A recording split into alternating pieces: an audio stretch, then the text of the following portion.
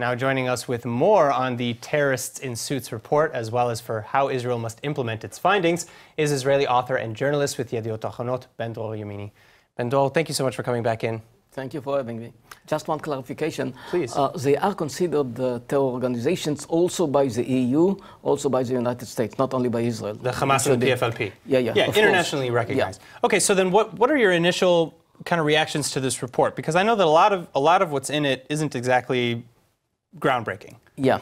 I'll tell you, first of all, it's a global phenomenon. I mean, it's not something which is unique to the Israeli-Arab conflict. We have to bear it in mind.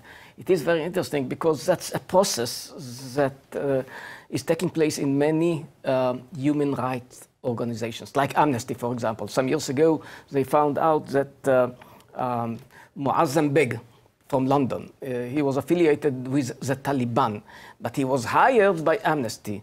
And it was protested by some people who are working in Amnesty. And you know what happened eventually? The woman who led the protest, she was fired. Against hiring this person. Her name is Gita Shagal, to those who are interested. I mean, just one example, just not some months ago. It was not in the report, but Mohammed Al-Adini from the PFLP, the same. I mean, he was funded by Australia, the Foreign Minister of Australia. And he is a terrorist. But he was named a human rights activist. And he was found at the Gaza border protesting during the March of Return protests. Yeah, like by the way, most fatalities are actually terrorists. At the Gaza border. Yeah, but yet people call them again and again in the foreign media. They call them peaceful demonstrators. Yeah. Okay, so all right, so knowing that a lot of this maybe isn't new neither to Israel nor to the rest of the world, and you know, knowing maybe how deep the roots of this actually go into some of these organizations, what can be done? What needs to be done? And who do you think is most willing to do it? First of all, it is unfortunately totally ignored by the Western media. I mean, you don't find any information about the connection between human rights activists and actually terror activists. You don't find about. I mean, people. I'm just coming back from a speaking tour in Scandinavian countries.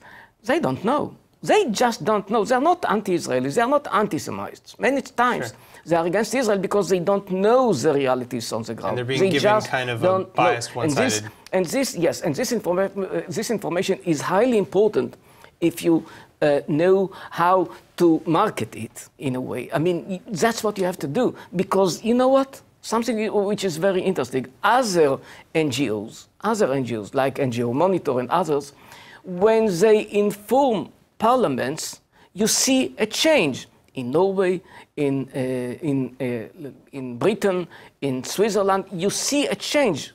You have so the policy is informed. It is highly important. Some people are totally biased against Israel. You will never convince them. Don't confuse me with facts. But so many other people in the Western countries want to know the basic facts, and they don't know. And that's why this kind of report is highly important if you use it in the right way. So is the onus, again, on Israel really to take this report and really push it abroad, or is the onus now on foreign governments to take this and read it? Nobody will read the 80 pages of report, unfortunately, but yes. So, I mean, so the onus is on us. It should be used by ambassadors. It should be used by organizations. It should be by people who are seeking for the truth, not because they are pro-Israelis. You don't have to be pro-Israeli in order to be against this kind of phenomena in Amnesty or here in the Middle East. You don't have to be. You just have to be honest. That's all. All right, Ben-Dror Yemini, thank you so much. It's been a pleasure. Thank you for having me.